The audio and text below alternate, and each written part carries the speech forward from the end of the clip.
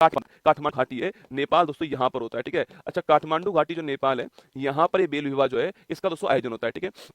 इसमें दोस्तों छोटी बच्चियां जो होती हैं आपकी, तो 5 से 9 वर्ष की जो बच्चियां होती हैं उनका दोस्तों यहाँ पर प्रतीकात्मक रूप से एक विवाह होता है, ठीक है, जो कि आपको दोस्तों फोटो में यहाँ पर दिखाई दे रहा है। दोस्तों 5 से 7 वर्ष की जो बच्चियां दोस्तों, कितनी प्यारी प्यारी बच्चियां भाई साहब, छोटी छोटी दोस्तों। यहीं पर दोस्तों अगर रसगुल्ला होता ना, नाक बहरी होती भाई साहब उसकी, है ना, उसकी नाक बहरी होती दोस्तों, मतलब वो अलग ही दिखता रसगुल्ला है, ठीक है। ये देखो आपकी छोटी बच्ची आपके सामने यहाँ पर दोस्तों, ये आपके 5 से 7 वर्ष की बच्चियां होती हैं, और दोस्तों यहाँ पर एक प्रतीकात्मक रूप में, सिंबॉलिक रूप में एक विवाह इनका होता है दोस्तों। और वह विवाह दोस्तों किससे होता है दोस्तों? वह दोस्तों विवाह आपके दोस्तों बेल का जो फल है आपके दोस्तों, बेल का जो फल है ना, इस बेल के फल से ये विवाह होता है, ठीक है। और ये बेल का फल जो है ये भगवान विष्णु का प्रतीक होता है। किसका होता है? भगवान विष्णु जो है इसका प्रतीक होता है बेल का फल, उससे इनका विवाह करते हैं दोस्तों। मतलब कि ये परंपरा ये है कि भाई कि भविष्य में जब इनकी शादी हो जाएगी, और भगवान ना करे कि भाई इनका भविष्य में जो है जिससे इनकी शादी हो, जिनसे जो पति जो है इनका मर जाए, तो उस समय भी जो है कि विधवा ना कहलाए, ठीक है। एक तरह से वुमेन इंपावरमेंट का प्रतीक है कि विधवा नहीं है, क्योंकि इनका पहला विवाह तो किसके साथ में हुआ है? इनका पहला जो विवाह आपके वो भगवान विष्णु के साथ में हुआ है, ठीक है। तो देवताओं के साथ में पहले विवाह हो चुका है, अब वो तो कभी मरेंगे नहीं रसगुल्ला, तो ये कभी विधवा नहीं होंगी, ये इसका प्रतीक है, ठीक है। अब मेरा आपसे सवाल ये है कि यहाँ पर बेल का फल ही क्यों यूज किया गया दोस्तों ना?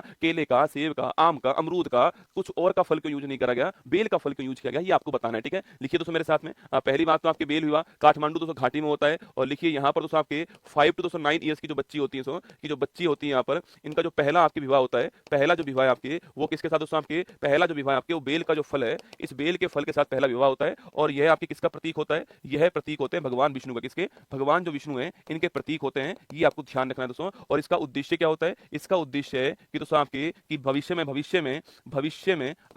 में अगर पति मर जाए, भविष्य में अगर पति जो है तो उसका निपटारा हो जाए, अगर वो मर जाए, तब भी आपकी जो महिलाएं, आपकी जो बच्चियां हैं, ये आपके क्या कहना, विधवा ना कहलाएं। ये दोस्तों इसका उद्देश्य है, विधवा ना कहलाएं, मतलब कि एक तरह से वुमेन इंपावरमेंट जो है इसका ये प्रतीक है, ठीक है। एक तरह से आपकी वुमेन इंपावरमेंट का प्रतीक है, आपको ध्यान रखना है, ठीक है। मैंने सवाल पूछा कि बेल का फल ही क्यों, ना किसी ने जवाब नहीं दिया होगा। क्यों दोगे तुम जवाब रसगुल्ला? सर अगर शादीशुदा रहती है, हाँ दोस्तों रहती तो ठीक बात है, मतलब मेरा कहने का मतलब है कि उस बच्ची को कोई ये ना बोले कि यार कि तू विधवा हो गई, ठीक है, क्योंकि उसका पहला विवाह तो भगवान विष्णु के साथ में हुआ है दोस्तों। बेल बहुत होता होगा, अरे नहीं रसगुल्ला, क्योंकि बेल का फल कभी सड़ता नहीं है। अरे लिखो डोपाओ दोस्तों, क्यों आपके? क्योंकि बेल का जो फल है, और क्या ही बात कर रहे हो मास्टर, हाँ तो लिखो दोस्तों बेल का फल कभी सड़ता नहीं है ना, बेल का फल सड़ता नहीं है, ठीक है। अगर दोस्तों सड़ गया तो मतलब खत्म हो जाएगा वो आपके, तो बेल का फल कभी सड़ता नहीं है, सड़ता नहीं है, इसलिए जो यहाँ पर बेल का फल जो है इसका यूज किया गया है, ठीक है। लिख लो, है ना। ऑप्शन नंबर, तुक्के तो तुम दोस्तों कुछ भी कर लो, है ना, तुमसे तुक्का कुछ भी पूछे, चाहे तुम्हें पता है और चाहे तुम्हें नहीं पता है, कोई फर्क नहीं पड़ता, पर तुक्का मारने में तुम एक्सपर्ट हो ना कोई तो जवाब तुम्हारे दिमाग के अंदर होगा ही होगा दोस्तों ना। तुम्हारे दिमाग में इतना भरा हुआ है रसगुल्ला गोबर कि कहीं ना कहीं से कोई ना कोई जवाब तो निकल के आएगा, है ना। तो लिखना